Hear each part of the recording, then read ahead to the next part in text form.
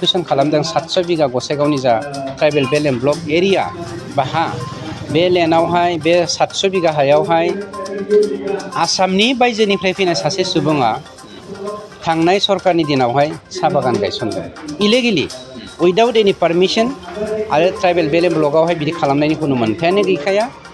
गतिके बे हाखौ जोङो उच्चेद खालामनो थांगासिनो दं बे 100% सैथो आरो बे हाखौ जोङो मालाबाबो गुबुननो होआ बे ट्राइबेलफोरनिनो हा बे बर'फोरनिनो हा बे हाखौ जोङो दखल रिकभार खालामफिनगोन आरो साहा बागानखौ जोङो जावफुजोबनानैसो नागारगोन आरो बेनो जोंनि ट्राइबेल बेल्ट एन्ड ब्लकखौ रिकभार खालामनायनि गिबि आखाइ होजेननाय। खिन्थु मोनसे खोन्थाया सैथो जाय मानसिया बेल्ट एन्ड ब्लक क्रिएसन जानायनि सिगांनिफ्रायनो बेल्ट एन्ड ब्लकआवहाय दङ चिरां जिल्लानि मजाबारि गामियावहाय ट्राइबेल बेल्ट एन्ड ब्लकआवहाय नन ट्राइबेलफ्रा हाबनाय दङ बे बाथ्राया सैथो बे खोन्थाखौ जोङो सावरायगासिनो दङ आरो बेवहाय जाय हारिनि सुबुंफोरा हाबनानै दङ बिथांमोनजों जोङो एखेबारे फेस टु फेस सावरायदों आरो बिथांमोना हाखौ हगारनो राजि मानोना बिथांमोननि हा नङा होननानै मिथिखागौ आरो बे हाखौ जे बिथांमोना मोना बेखौ बिथांमोना मिथिगौ। खिन्थु बिथांमोना जेरावहाय मेक्सिमामानो साफा सानैया माखासेया हयथ' जोंनि बिटिसिनि बाहेरनिफ्राय मैया दाखालिसो फैनाय जानो हागौ जायफ्रा आगोलनिफ्रायनो दंखायो बिटिसियावहाय बा बिटिसि जोनोमनि आगोलनिफ्रायनो बा जोंनि बर'लेण्ड हालामावनो बर' एरियायावनो बिथांमोना खिन्थु हानि मोन्थायखौ मोनगोन।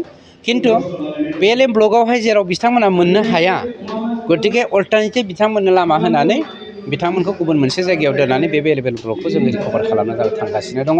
खिन्थु इभेक्सननि गेजेरजों नङा आन्डारस्टेन्डिं मिउचुवेल आन्डारस्टेन्डिंनि गेजेरजोंसो। मोनसे खोथाया बाख्नायथावना दे जोंनि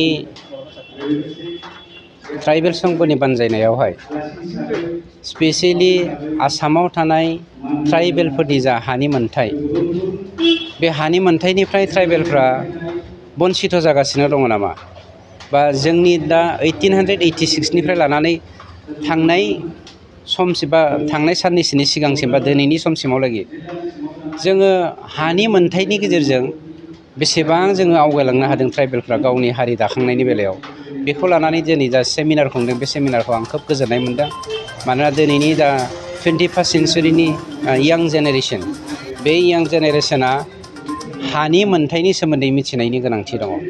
मानोना आंनि आइखौ आंनि हारिखौ फोथांनानै लाखिनोब्ला बा आंनि हारिखौ गोजौ जांख्लाजों जुदि मानखो होलांनो लुबैदोंबा हाया गुबैयै नांग्रोगौ हायानो जोंनि गुबै फुंखा।